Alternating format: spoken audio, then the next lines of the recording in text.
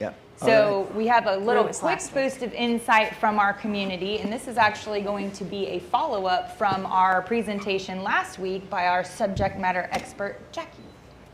Jacquie Hello. Peterson. So I think a number of you were here last week.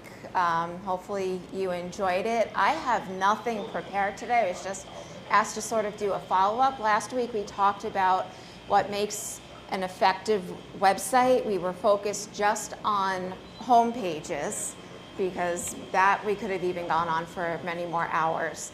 We talked about the importance of clear messaging, of focus, simplicity, clear call to actions. So anyone that was here, if you've given any thought to anything and have any questions, or if you weren't here, just any questions about websites in general? Okay. I will get it started. I think clarity jumps out at me. It's based on what you were showing some of the websites at the beginning. It's like the Yale Art School trying to figure out what the Yale Art School was really a legitimate business based on the way the website looked. So for those of us who are not website developers or experts, just the idea of what should a good website do for a small business owner, other than just look nice?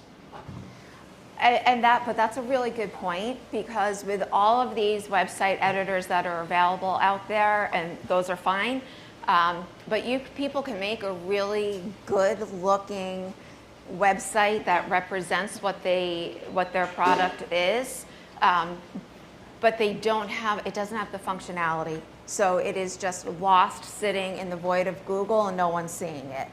So your website should work as a salesperson. It is your 24-hour, 7-day-a-week salesperson for your business. It should be funneling the leads. It should be making people send emails or set calls to the actual people that will then close the deal. So you want, when somebody lands on your homepage, you want them right away to know what it is that you do. What pain point of theirs are you going to be able to solve? You're not going to put all of your solutions right there on the homepage. You want them to get interested enough so that they click and they start learning more about you as they go further into your website. Something that sort of came up in conversation earlier and kind of here, be very careful about who builds your website for you.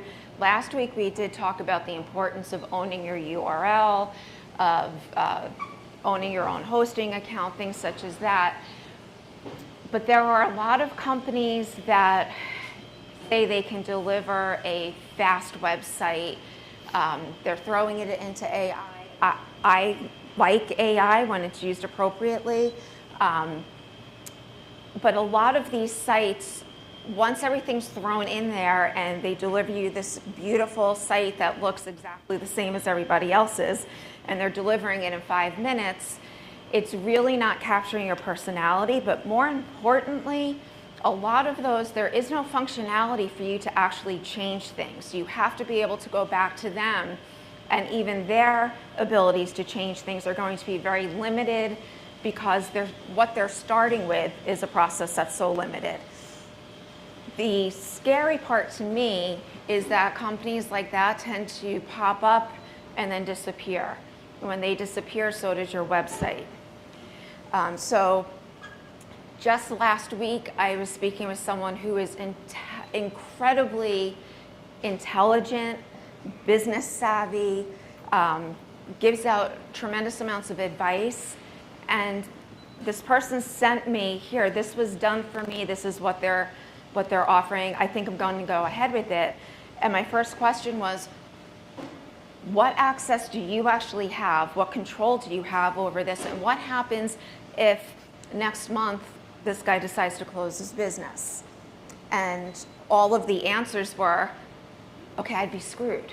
So I don't mean to disparage anybody else's business. We all have different business models and stuff, but these are the types of questions that you really need to ask, and that a lot of people don't you don't know what you don't know, right? A lot of us, we learn the hard way, trying to help you with that. That is a message I would love entrepreneurs like us of small businesses to help share with others. Like Nathan is always screaming out, learn this, learn this. That's how I feel about this type of stuff. It's so easy not to get taken advantage of, because I mean, I'm sure there are creeps out there, but I think most often people are really trying to offer a solution that's affordable and fast and all this stuff, and their intentions are good. They haven't been around to learn anything the hard way yet, and they don't see the limitations they might be putting on their paying customers. So those types of questions. I'm sorry, I wasn't here last week, but do you Then offer, you don't get to speak. Sorry, come at me. do you handle SEO services, and how critical is it to a website? SEO is very critical, and SEO is a very broad topic. So there are people that specialize in SEO just on Google or just in certain areas. Me personally, I wasn't sure what was happening there. For my business, SEO is a component of what we do. So when my husband builds websites, yes, he is doing all the SEO, all the back-end stuff, and then we do training and we teach you all the habits that you should be doing on a regular basis to help with that SEO. Social marketing plays a role in SEO, so that's where, for us, we do a big part of it. But yes, SEO, search engine optimization, when you are feeding Google what it wants you to feed it, and I say Google because it's the biggest and everybody sort of copies that.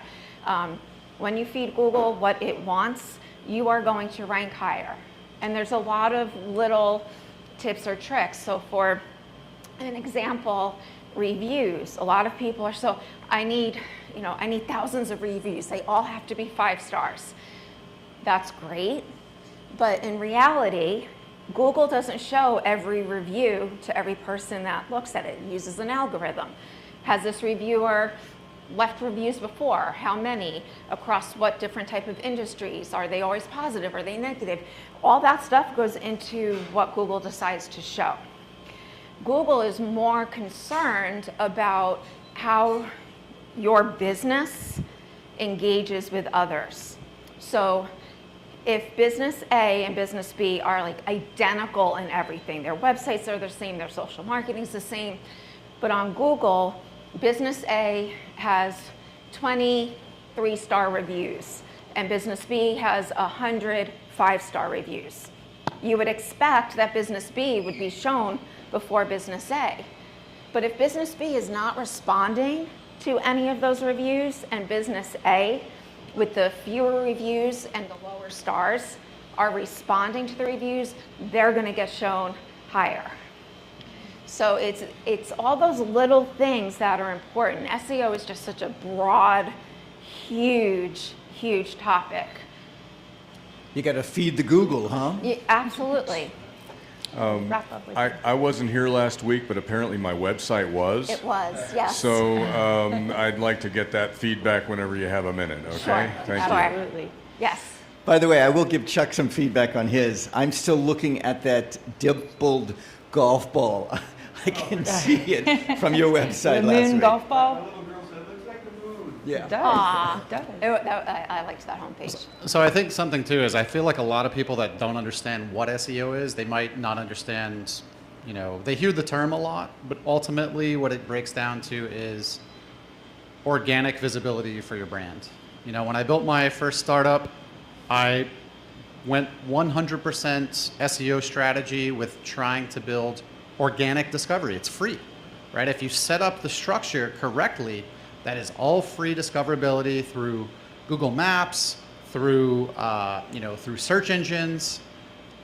There's thousands of ways that you can have your brand and your content out there getting free traffic. That's really all it breaks down to. I think a lot of times we just think of SEO as just like this really complicated topic to talk about, but when you just break it down and saying, hey, this is free for you. So if you set it up right, you go, I got to spend a couple $1,000 to set this up right.